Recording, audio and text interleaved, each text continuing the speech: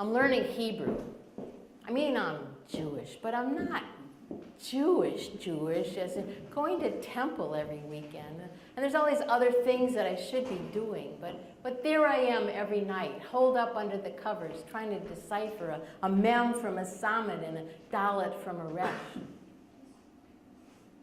Because I have this theory. We can't see the civilization that we live in, but we're all part of it. And when kids turn 18 years old, they stand up and they participate in it. And I think of civilization as this big blanket above us, and we're all holding up some small corner of it, like doctors and nurses and musicians and judges. Then I had this thought. What if something terrible happens, and I'm the only Jewish person left in the world? And people will come to me and ask me what these Jewish prayers mean.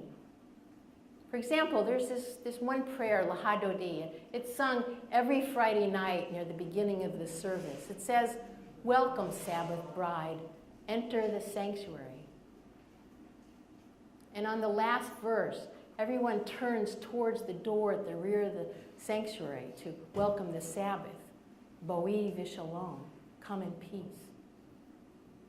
Now when I first tried to do this, I thought it was really hard to coordinate my mouth with my feet, all the while trying to make sense of this strange alphabet. But then I learned something.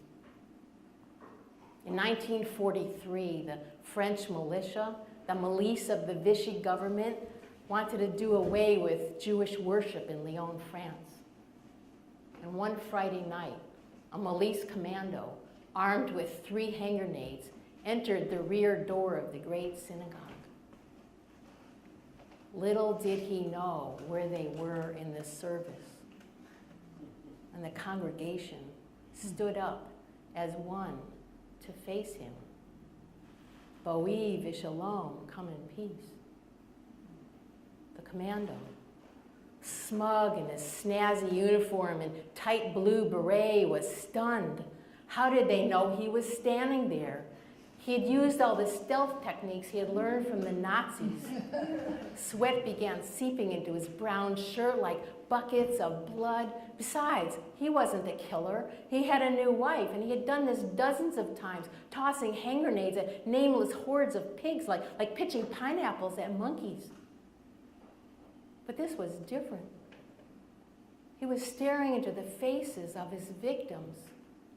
Old grandfathers with their shuffles, stooped grandmothers worrying about their sons, Mrs. Lunt, the dressmaker, with her pudgy hands and her hair parted to the wrong side, Dr. Gold, who broke his glasses that afternoon, and 17-year-old Alan with his eyes on Yvette, and Mrs. Cohn, exhausted from trying to piece together something for the Sabbath meal.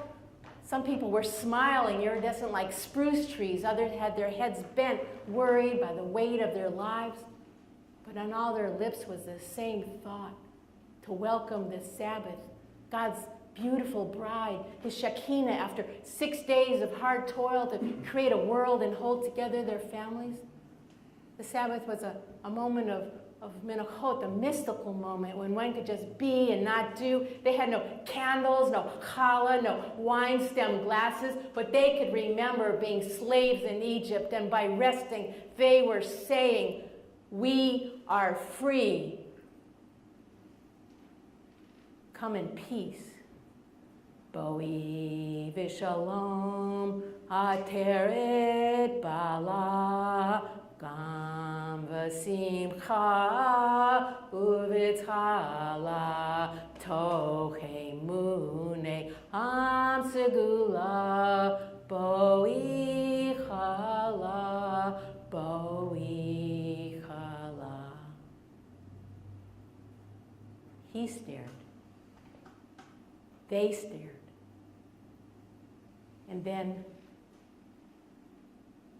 he ran away. And they all lived for at least another day.